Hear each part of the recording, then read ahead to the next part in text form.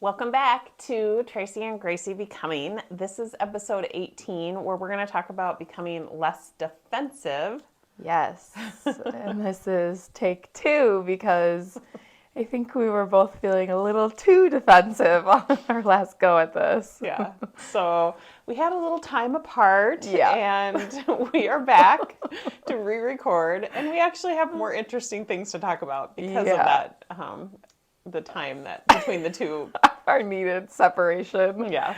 Yeah, it's funny. I ran out the door right after we recorded this for the first time and went and picked up a couple of friends because we were heading out of town to go to Eau Claire. And they're like, "How's your day been?" And I was like, "It was fine."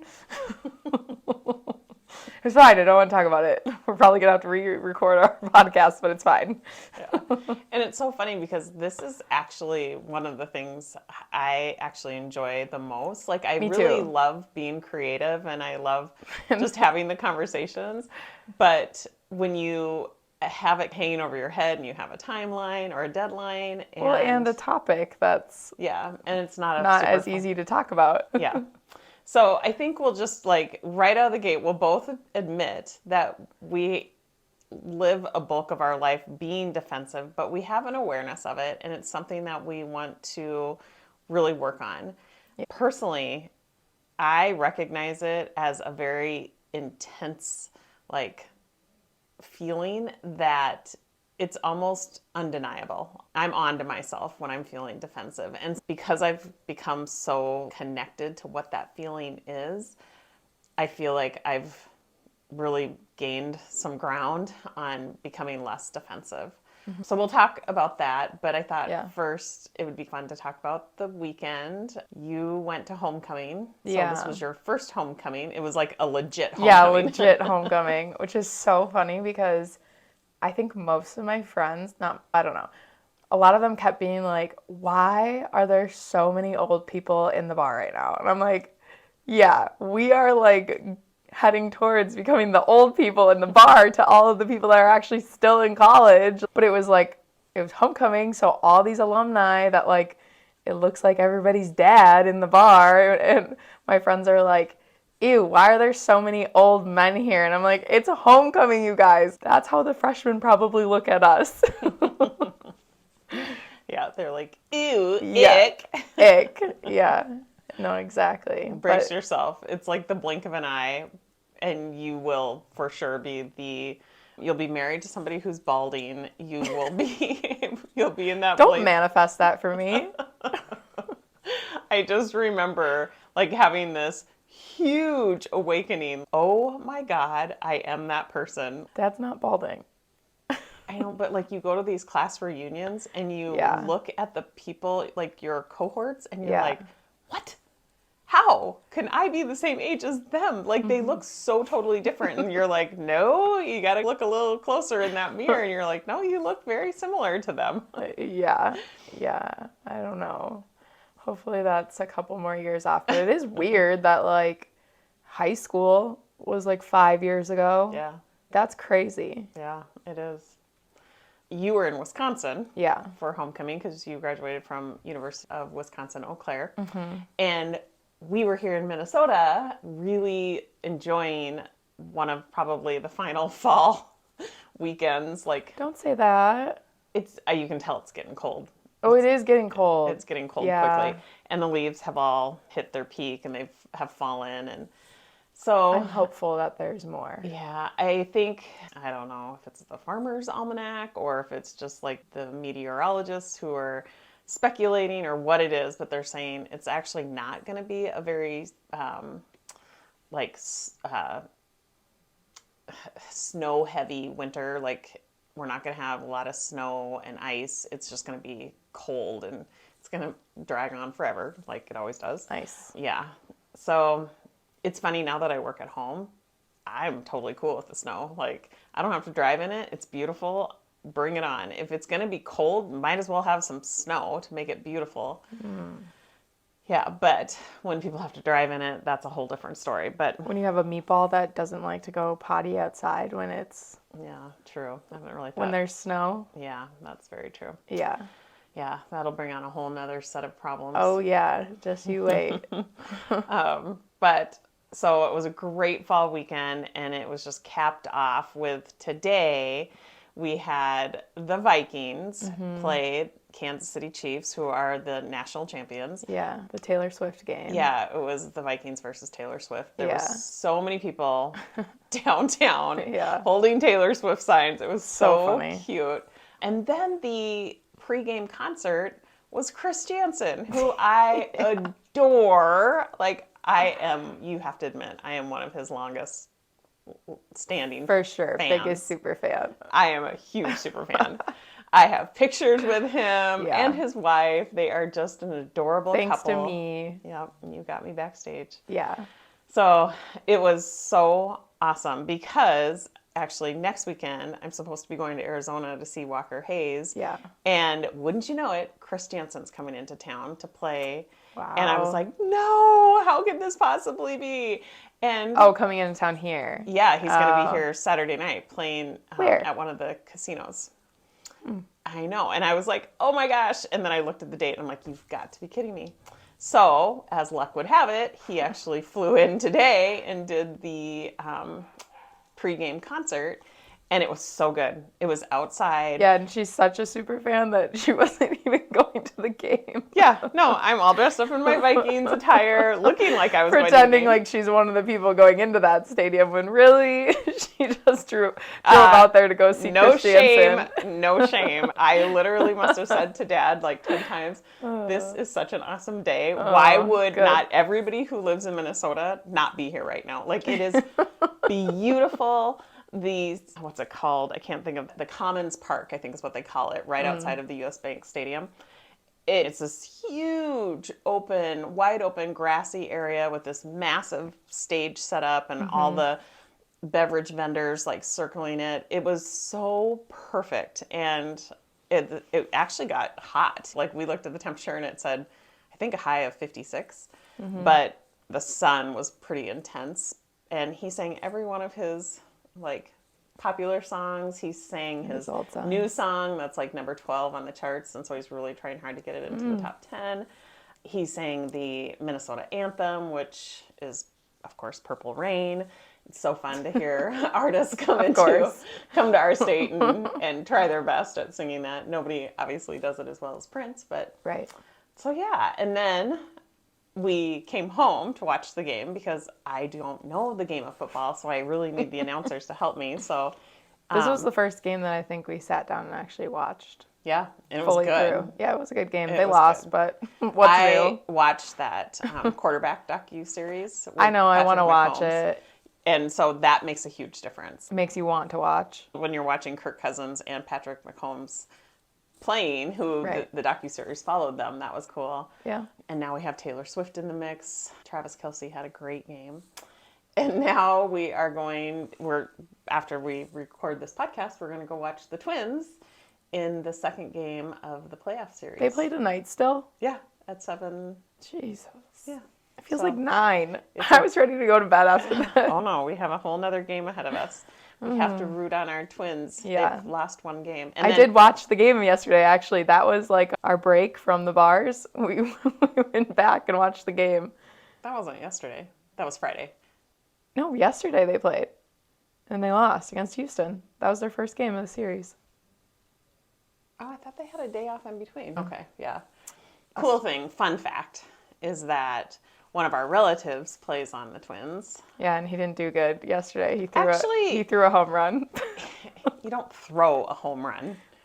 What is that then? He pitched? Well, he pitched and somebody hit a home run off of him, is how Right. you would say it. Okay, somebody hit a home run off of him. Yeah, but he actually has an unbelievable... Yeah, he is a really good player. Yeah, and he's one of the older ones. So Caleb Thielbar is Bryce's cousin and younger cousin. Yeah, so we claim him as our close relative. We will be inviting him to Christmas this Yeah, year. for sure. No, when he's been in and out of the majors, like he's played in the farm leagues quite a bit. I And think is pretty common for like most. yeah, but players, years but yes. ago when you guys were really young, like Griffin was probably 12, you were Yeah, probably we 11. went and watched his game and got a picture with him. Yeah. But then I he had would- never met my cousin. Yeah. My So long now- lost cousin yeah, prior now to you going know. to that. But I told Dad, I'm like, we should get Thielbar jerseys because that's We should. That would be Grandma's cool. maiden name, and Yep. we should, yeah, wouldn't that be fun? And we've just never pulled the trigger to do Yeah. it. Yeah, Maybe wearing this a is our Twins year. jersey would be far more comfortable than this Vikings jersey. These things are so like stiff and uncomfortable in the shoulders. I'm already broad. I do Well, it's not not a need. women's jersey, is it? Well, I made it into a men's jersey. Yeah. She cut out one of the center patches to make it look more like a V-neck jersey. And when we were at the last game, my dad was like, "Is that my jersey?" And she was like, "Yeah." He's like, "Why is it missing its patch?" And she was, "Oh, I just cut that out." He's like, "Okay, I guess it's not my jersey anymore." I don't like things that are high neck. I need to have a V-neck, and so I just cut the little NFL patch, the official logo of the NFL, and it's a Favre jersey. I didn't think he would care. Oh, well. Yeah, he needs to be less defensive about things like that. Okay, what does being defensive even mean to you, and how does it show up in your life? To me, it's funny because I think prior to looking at this topic, I really didn't think I was defensive. And I think that's probably true to most people. If you thought you were defensive, you probably wouldn't be as defensive as you really are. But I think I told you recently, I don't remember where I heard this, but I'm like, dang, that's so true. You're never the villain in your own story. For And sure. That's so true. Mm-hmm. Okay, anyways. definitely not in our stories. No. I'm always the hero. Yeah, so I don't know. But when I was thinking about it, I was like, I actually am a really defensive person. I just don't show it probably in the same way that most people show their defensiveness. I am not a confrontational person. I'm not like in your face ever. I'm very much a people pleaser, and so I avoid conflict at all times. So my defensiveness definitely shows up as me shutting down or like ignoring or getting Pouting. quiet. Yeah, pouting is probably a good one. Yeah. And I know that you've definitely seen it. Like all of my friends have seen it. My ex-boyfriends have definitely seen it. Yeah, I definitely, and I Okay. didn't see that as a defensive mechanism. How do you say that? Mechanism?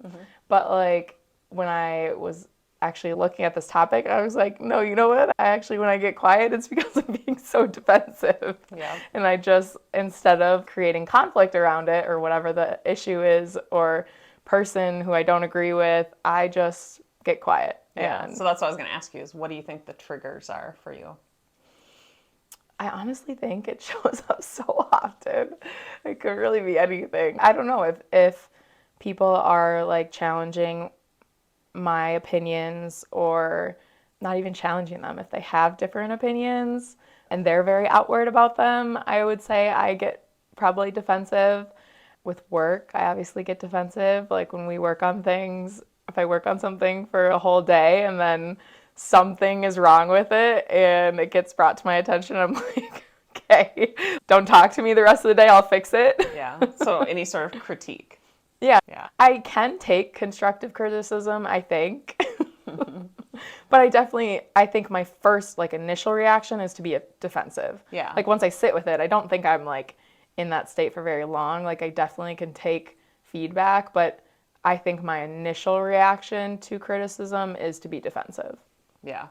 And I mean, it's very human of you to have these patterns and just to jump into being reactive. So it Yeah. sounds like you define being defensive as more of a behavior, and the behavior happens to be not an action like a reaction, but it's almost like you go inward, almost like a inaction. Like you're not really doing anything. It's just Yeah. you're up in your head about it, and it's a feeling. Sounds like it's a little bit of resentment Yeah, probably. to some sort of critiquing. Probably. Yeah, I would say so. And then like with other people, like if they have different opinions that I know I don't agree with or whatever, like I definitely I get defensive, but then I won't say anything. I'll just ignore them or Yeah. So I not be very conversational. Yeah, I just think it's really interesting to distinguish between, is being defensive, is it a thought, is it a feeling, or is it a behavior?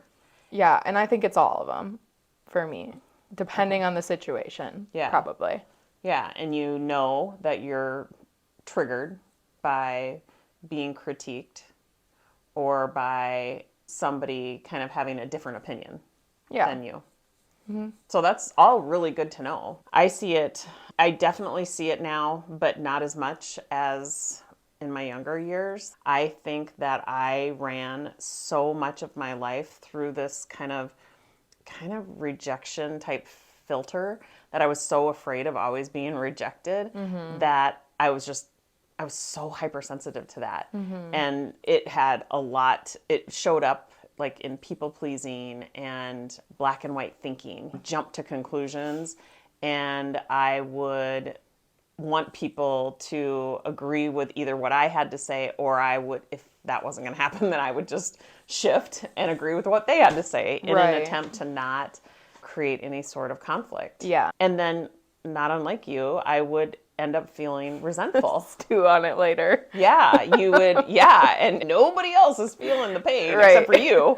And that's certainly not going to change the game. It's just, it festers. And sadly, that becomes a habit because you're not aware of how destructive it actually is. And so I can honestly say the reason why my patterns have changed so much is through the coaching that I've gotten and the coaching of myself that I've done, and the heightened sense of awareness that I have around what does it look like when I'm feeling and behaving in a defensive way, so that I don't have to even judge that. I can just remind myself I'm human. I have those tendencies. I have patterns that my primitive brain wants to always be efficient, so it just jumps to that pattern. But I catch it way more quickly and not berate or judge myself over it. I am just like, yep, there it is.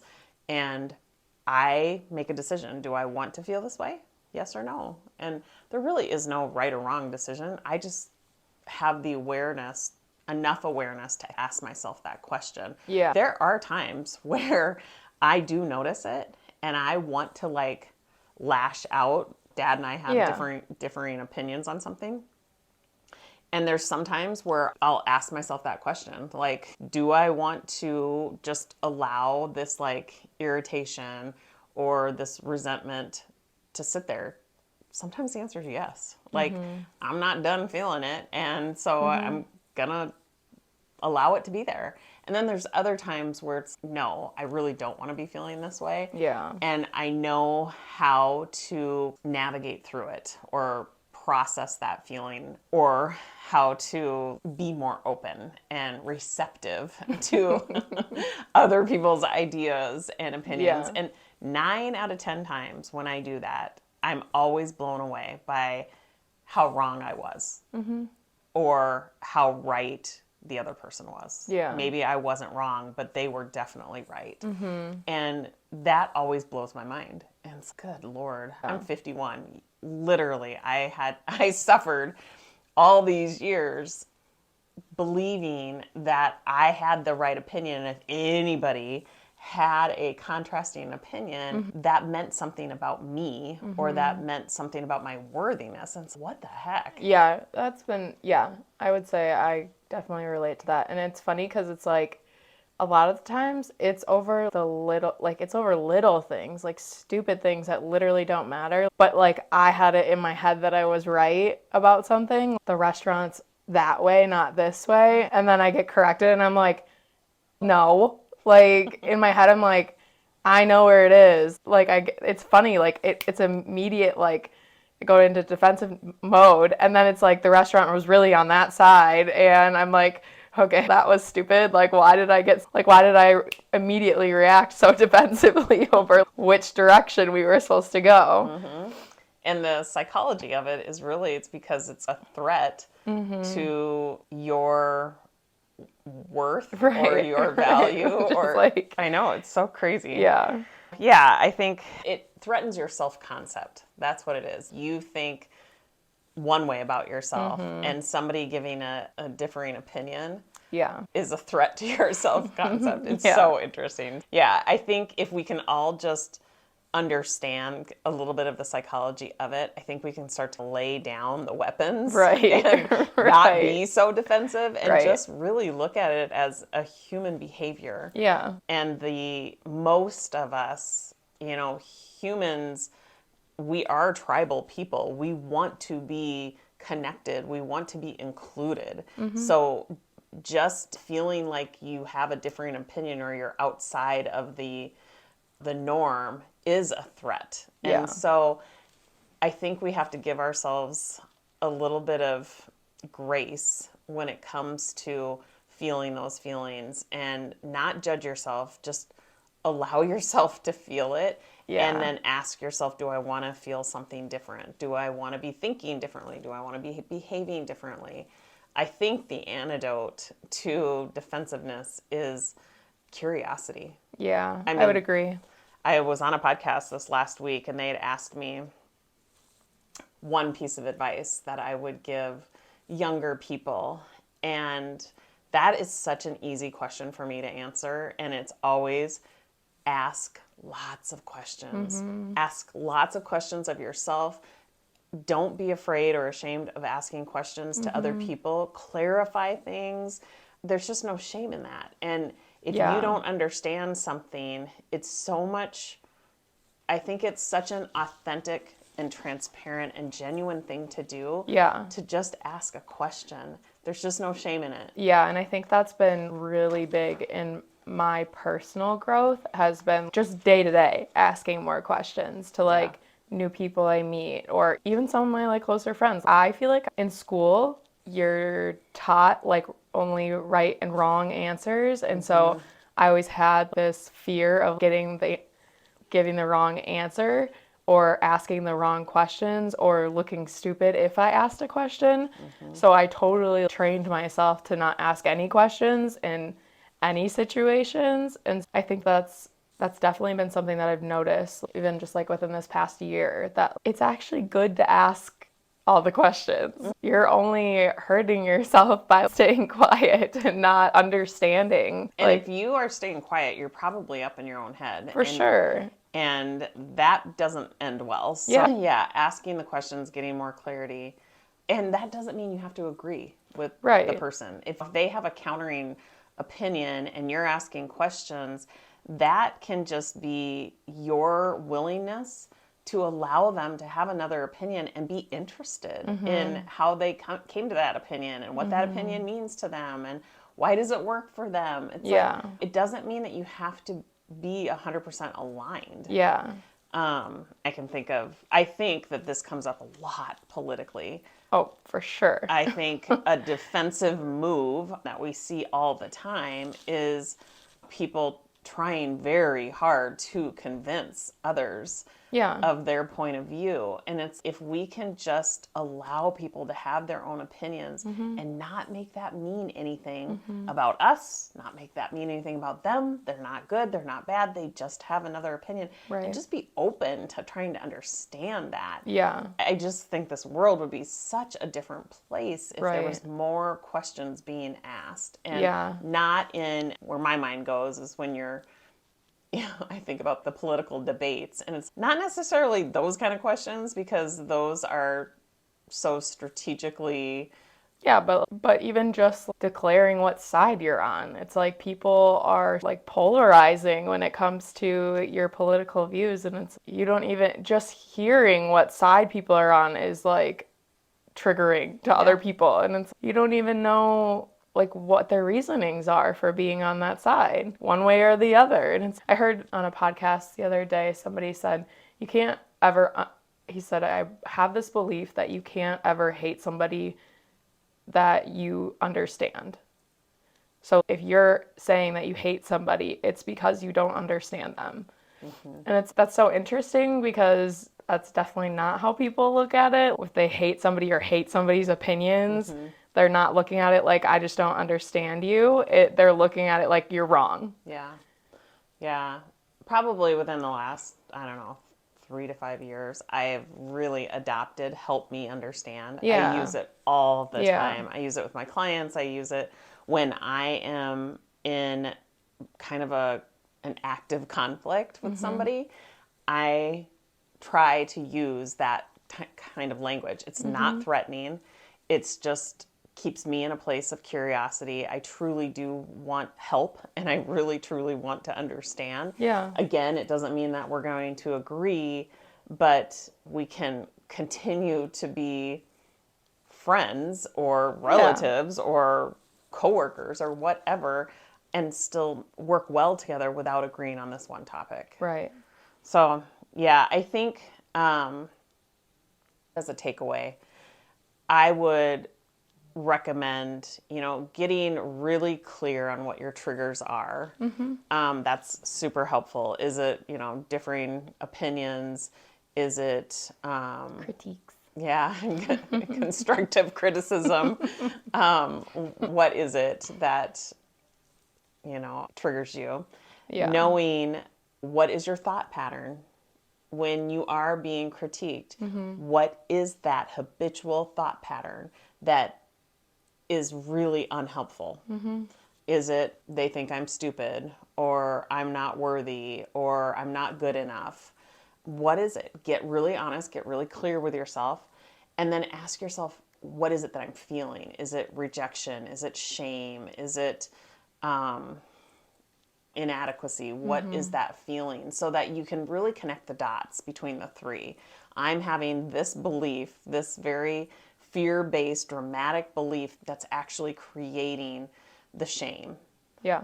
Because now you can question it. You can question that thought that's triggering the feeling and your behaviors, and you'll quickly come to the realization that it's coming from your primitive brain. It's not even justifiable. It's not accurate. Yeah. It's not a thought that you're going to want to keep. It's certainly not serving you. And so come up with a better thought, like, I am becoming less defensive. I'm Right. learning to be less defensive. I'm becoming a person who allows other people to have their opinions. Let people have their opinions, even if they're wrong. Yeah. Let people be wrong about you. That's okay. Right. You don't have to pick up the weapons. Yeah, you can just have the belief that they don't understand me. Yeah, exactly. A lot of those are really good thoughts to try on, and just notice how it neutralizes Yeah. the experience. And when you're feeling less resentful, less angry, less frustrated, and even more neutral, you will show up Yeah. in a totally different way. Your Yeah. behavior will change dramatically. And it's going to lead to a much healthier, satisfying, enjoyable life. Yeah, and I think it's also good to know like know your triggers or whatever, but also how you're showing up when you're defensive. Because it's so funny that I really did not think I was a defensive person, because I've always had this belief that defensive people are confrontational and look a certain way. When in reality, I'm a very defensive person. I just show up very differently. And if somebody were to ask me before I had sat down and thought about this, are you a very defensive person? I would have been like, no. No, I'm not very defensive at all, actually, because I am not confrontational. But it's so good to know about myself, because I think about all of the time that I've probably wasted being defensive, whether it's like professionally or personally with our business, ruminating on things because it was like a critique or whatever. And now I have this belief that you can't truly be a successful entrepreneur if you are defensive. Right. Yeah, it's so true. It's at the root of it all, like the way to process those types of thoughts and feelings that lead to defensive type behaviors is really work on your self-acceptance, your self-compassion, and forgiveness. That really is the cure. You will notice that you too will become less defensive when you really keep your eye on the ball of self-acceptance, compassion, and forgiveness. And learning how to recognize when fear and shame are present, learning how to allow it or process it. So that's why we have our free coaching Friday.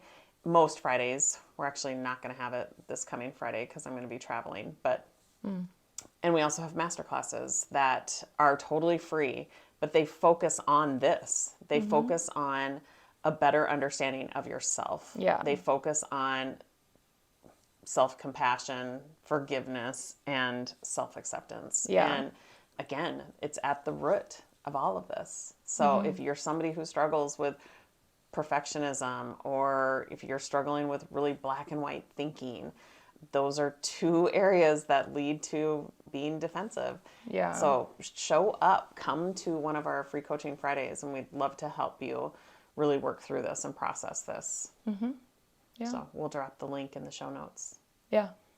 Get that in there. All right, next week's number 19. We're getting close to the dance party. Oh, yeah. We're doing a dance party. I don't know. Maybe I could teach you a Walker Hayes dance. I've been practicing. Hopefully, he's got COVID. So hopefully the show doesn't get canceled this Yeah, weekend. that but would really suck. Yeah, because he has the cutest little dances. So yeah, Maybe we can record a really cute dance of you, and I will put that up on our podcast. maybe. All right. We'll see you guys next week.